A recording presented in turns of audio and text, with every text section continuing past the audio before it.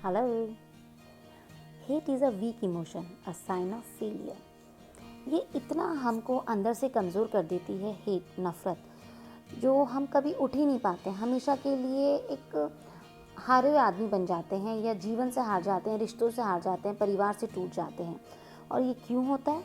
जब भी कभी हमें कम आत्मसम्मान मिलता है, या रिश्तों में आपसी टकराव हो जाती है, किसी पद को लेके, प्रतिष्ठा को लेके, या मान सम्मान को लेकर के। कई बार होता है हम खुद की जो प्रॉब्लम्स हैं उसको फेस नहीं कर पाते हैं, और सामने वाले के ऊपर हम ब्लेम लगा देते हैं करके, भाई ये इसकी वजह से हुआ।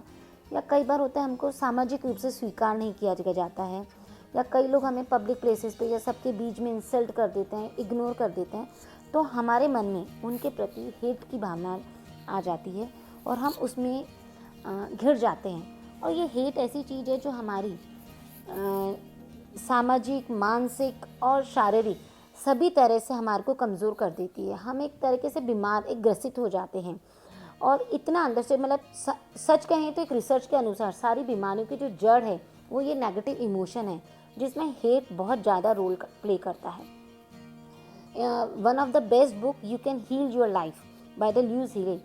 हम उसमें अच्छे से जान सकते हैं कि ये नेगेटिव इमोशन से हमारी कैसे कितनी भयंकर से भयंकर बीमारियां हो जाती हैं, इवन कैंसर तक। अगर हम ये नफ़रत जीवन से हटा दें या नेगेटिव इमोशंस हमारी लाइफ से हटा दें, तो हम अच्छे से स्वस्थ रह सकते हैं।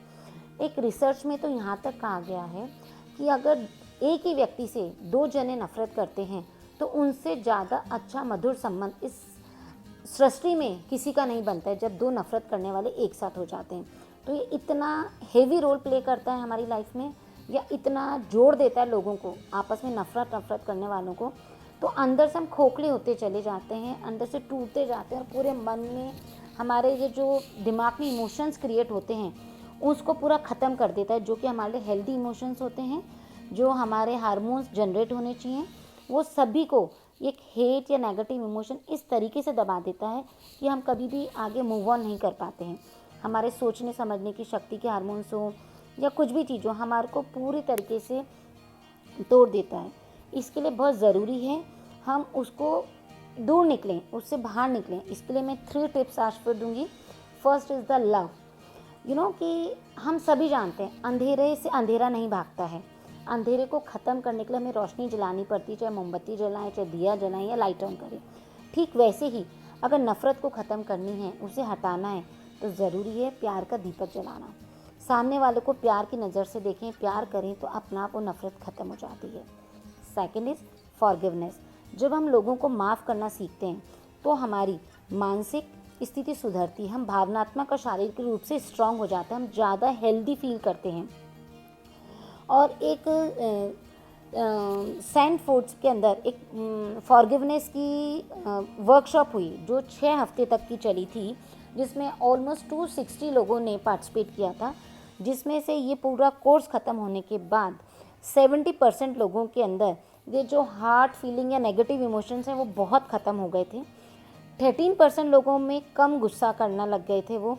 और जो 27% लोग हैं उनकी शारीरिक शिकायतें जो होती हैं कि भाई मेरे बॉडी पेन हो रहा है, या जॉइंट पेन्स हैं, किसी भी हार्ट डिजीज़ है, या बीपी की प्रॉब्लम है, तो सारी इन चीज़ों से दूर हो गई थी, सिर्फ एक ये कोर्स करने के लिए फॉरगिवनेस वाला।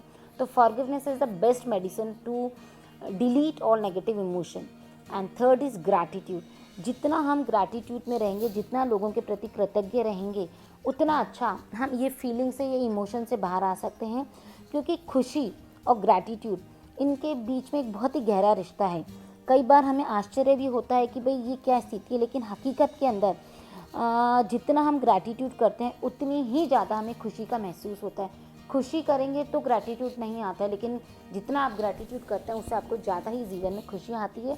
सो enjoy this precious life but delete the negative emotions. Have a good day. Enjoy your day. Bye bye.